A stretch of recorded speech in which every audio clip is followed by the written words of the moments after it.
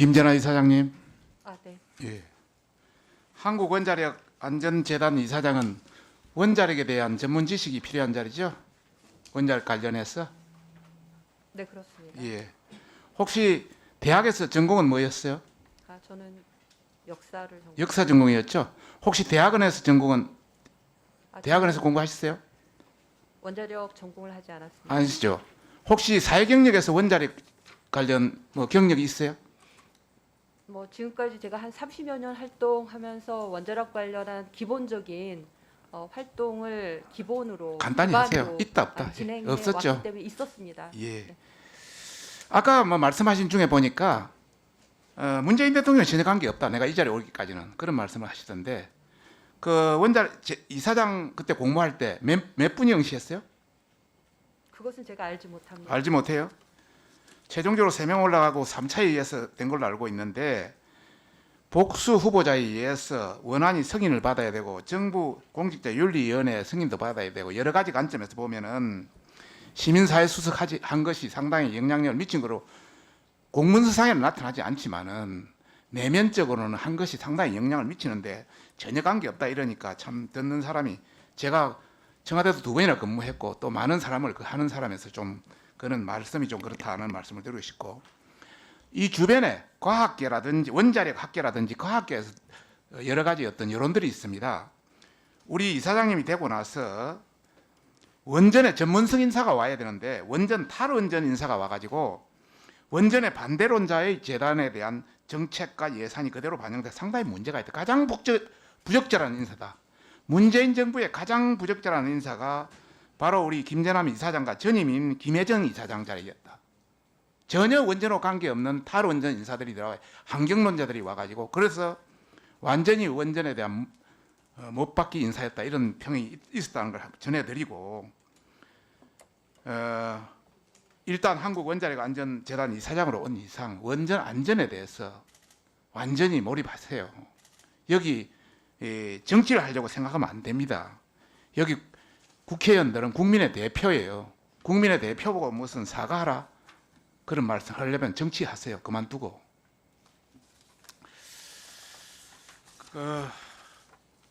한수원 항주호 사장님, 원안이 유국희 위원장님. 네. 예. MBC가 밑도 끝도 없는 편파 왜곡 보도 많이 했다는 거 뭐 알고 계실 겁니다. 그러다 보니까 피해 보는 데도 많이 발생하고 있습니다. 한수원이 그 대표적인 자리인데요.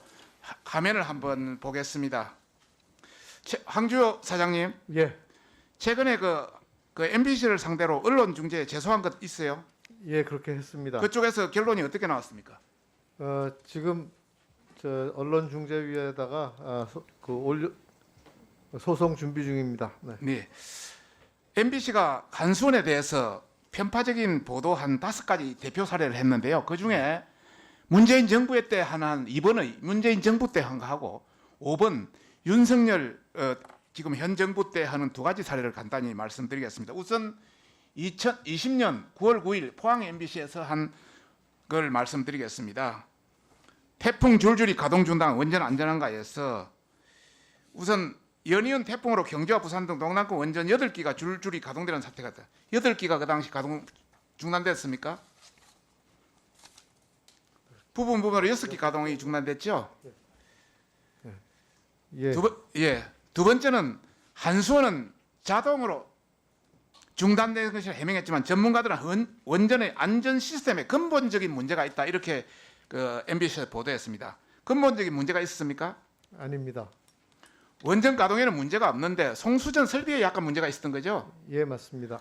세 번째는 MBC는 방사능 누출 등의 더 큰 사고를 막기 위해 원전 자체적으로 전력을 차단하는 경우가 있다. 원전 자체적으로 전력을 차단하는 경우 있습니까? 없습니다. 네. 전력 공급은 임의적으로 찰상할 수가 없죠. 네. 그렇죠. 네, 그렇습니다.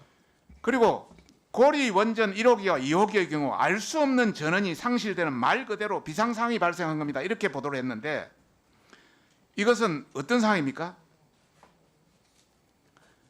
자동 차단 신호가 정상적으로 발동한 것이죠.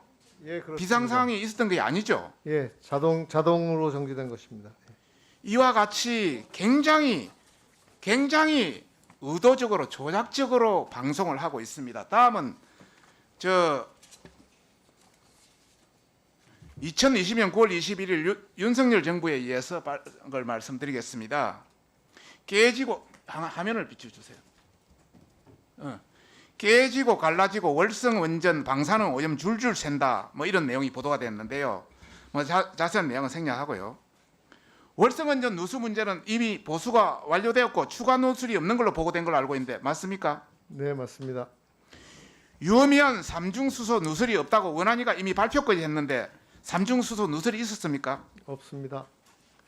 보도에서 사용된 영상 및 사진이 원안위 민간조사단이 조사 과정에서 촬영한 것이 맞죠?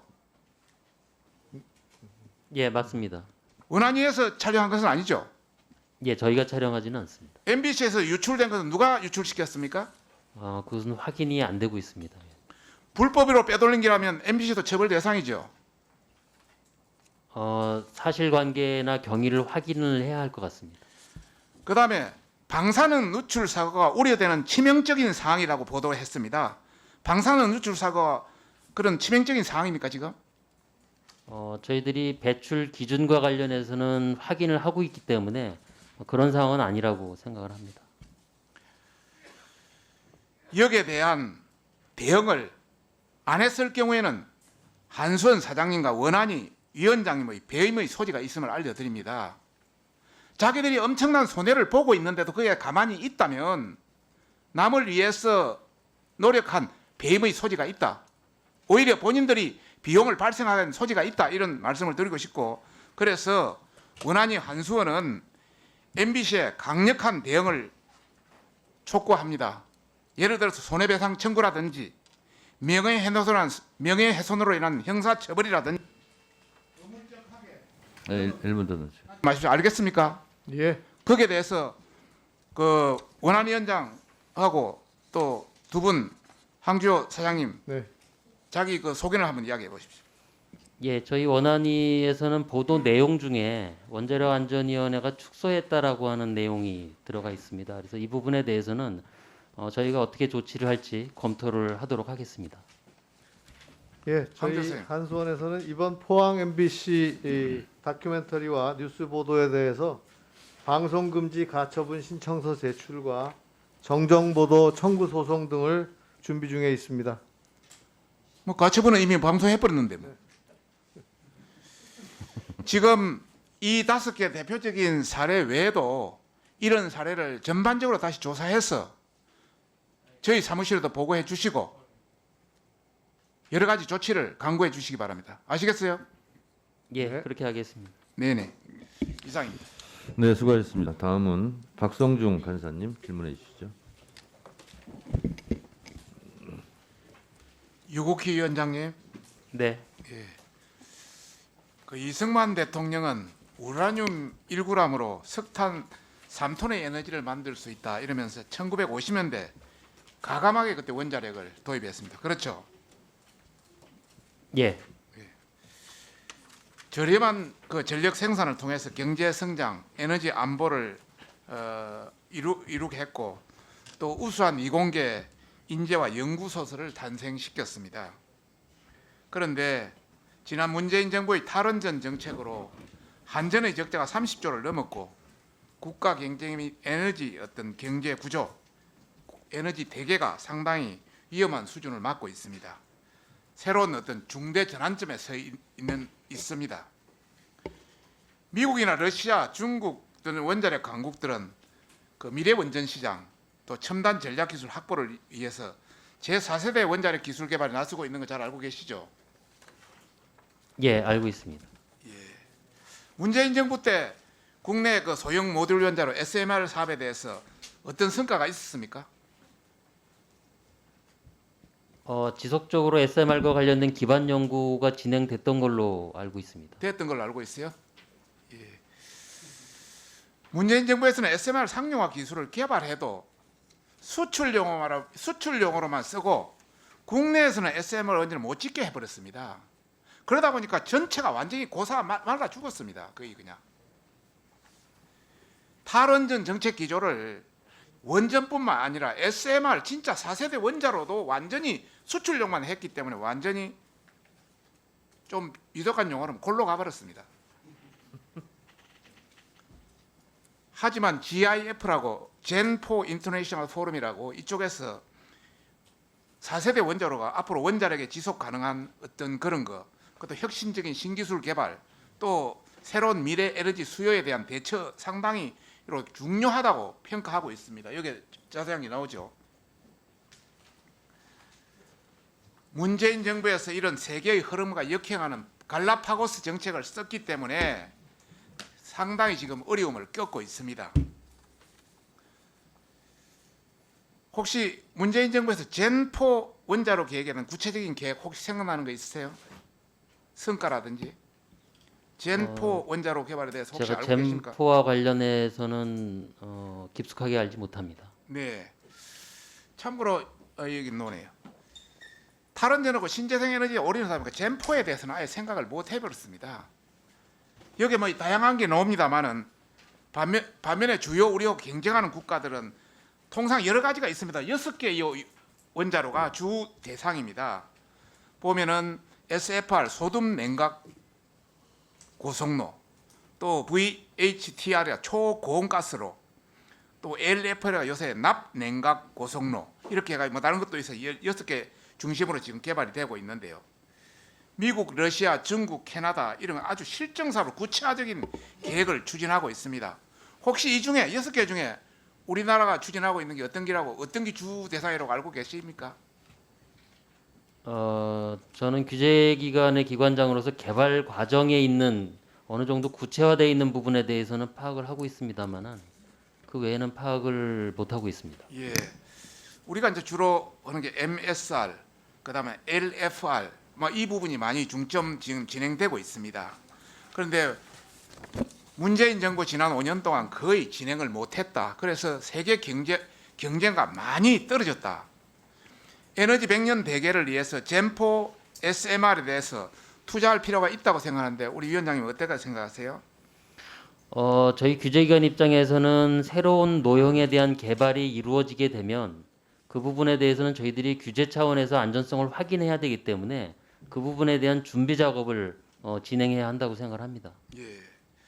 지난 5년 동안의 SMR에 대한 인력 양성이라든지 국제 협력이라든지 미래 대응 측면에서 워낙 했기 때문에 100점 만점에 한 10점 정도 진짜 많이 기술 개발이 떨어지는 이런 결과를 초래했습니다. 지금도 늦지 않았습니다. 뭔가 다른 원안위 차원의 관리 개발, 원안위가 되지 않는다면 국가 전체적인 우리 민간과 협력해서 범정부적인 어떤 것이 돼야 된다고 보는데 본인은 어떻게 생각하세요? 예, 말씀드린 대로 새로운 원자로형이 개발될 때에는 규제 방향에 대한 부분이 가장 중요합니다. 이 부분은 국제 협력이라든가 다양한 전문가의 의견들을 거쳐서 일부는 뒤에서 규제 방향을 마련해서 제시하는 것이 필요하다고 생각합니다. 알겠습니다. 적극적으로 추진해 주시기 바랍니다. 예, 그렇게 하도록 하겠습니다. 네, 수고하셨습니다. 다음은 박성중 간사님 질문하시죠. 아까 1분 안 쓴 거 있습니다. 아, 쓰세요. 4분을 아예 넣으세요. 앞에 제가 SMR에 대해서 이야기했는데 우리 박안주 의원께서 문재인 정부도 예산이 있다 뭐 예산은 물론 있습니다. 10억 단위의 예산은 10억 단위 예산은 있지만 외국에 비해서 100분의 1도 되지는 않는다.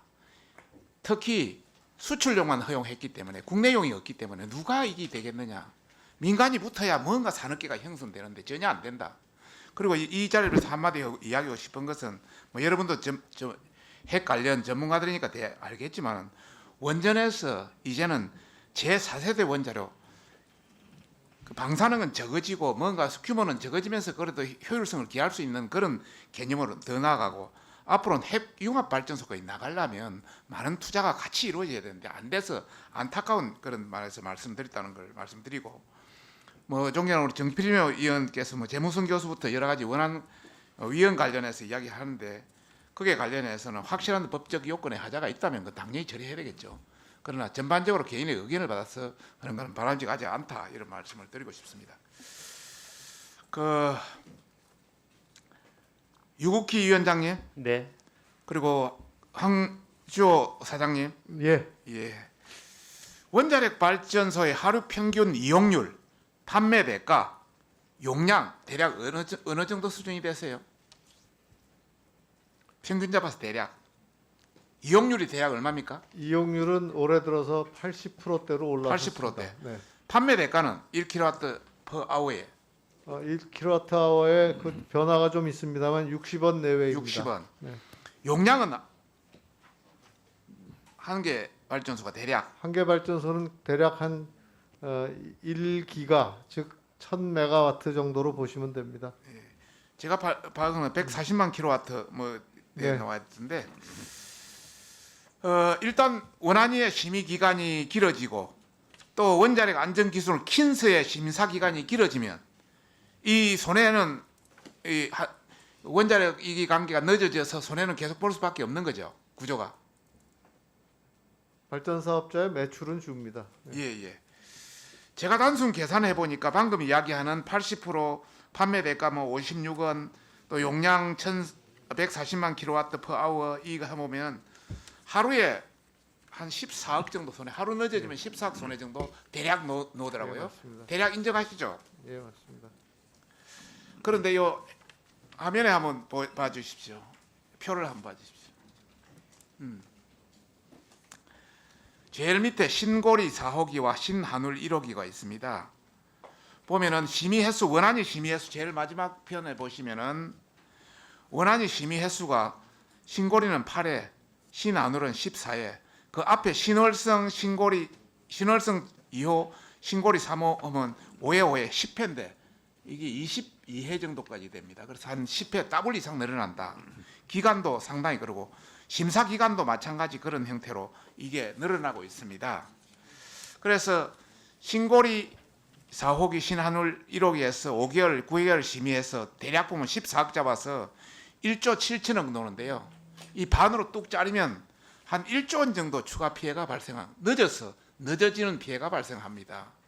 우리가 하루에 이런 굉장히 많은 피해가 국민들에 대한 게 발생할 수 있다. 물론 안전은 최우선 해야죠. 기존의 어떤 그 우리 원전의 어떤 그 평균을 잡아서 그래서 그보다 더 초과되는 걸 이야기해서 그렇습니다. 원안위의 그 심의위원회가 인허가에 대한 명확한 기준이 있습니까? 예, 저희들 법령상의 기준이 명확하게 되어 있습니다. 아무래도 심의하는 과정에서 비상임위원분들을 비롯한 위원님들이 기술과 관련된 기술적인 측면에 대한 문제 제기를 함으로써 그런 부분들에 대한 논의가 진행됐었던 것으로 알고 있습니다.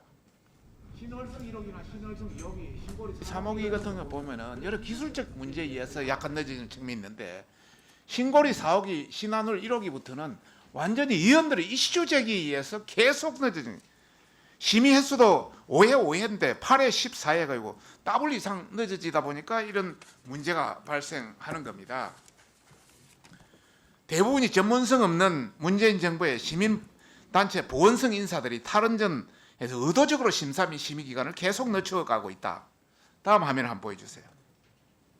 필요도 없는 자료 요청을 계속 이 자료 저 자료 요청을 하다 보니까 뭐 읽지도 않겠습니다. 그냥 또 다음 한번 보여주세요. 조건도 이 조건 저 조건 사사건건 붙입니다. 그러다 보니 늦어집니다. 또 그 다음에 보면 아침에 깨니까 무슨 사고가 났더니 떨리는 기분으로 온다. 말도 안 되는 소리를 해제깁니다. 그 다음에 원안위 심의위원회가 한 달에 한 번 내지 두 번 그냥 중구난방으로 열립니다. 이게 규칙으로 되어 있지 않고 이러다 보니까 전체가 늦어지고 엉망진창이 된 겁니다. 유국희 원안위원장님, 네. 앞으로 심의 기간을 또 회의 개최에 대한 명확한 기준을 제시할 생각 없습니까? 해야 되지 않겠습니까? 회의도 보다 정례화하고 예. 논의도 안전성에 집중될 수 있도록 그렇게 운영하도록 노력하겠습니다. 사사건건 원전 반대만 하는 비상임위원들, 물론 원전을 반대하고 환경단체를 네, 정리해 주시죠. 하는 분도 필요합니다. 네. 그러나 이걸 적절히 좀 균변하고 분배해서 원전의 안전이라면 안전 위주 또 원전에 대한 부분이랑 원전을 아는 분들이 들어야지 원전을 전혀 모르는 반대하는 사람이 주축을 이루고 있다면 이거 문제 있는 거 아닙니까? 네, 안전과 관련된 부분으로 집중될 수 있도록 노력하겠습니다. 이상입니다. 네. 이게 국회 방송에 지금 녹화를 하고 있는데 마이크 꺼진 상태에서는 그 방송이 안 나갑니다. 박성준 간사님.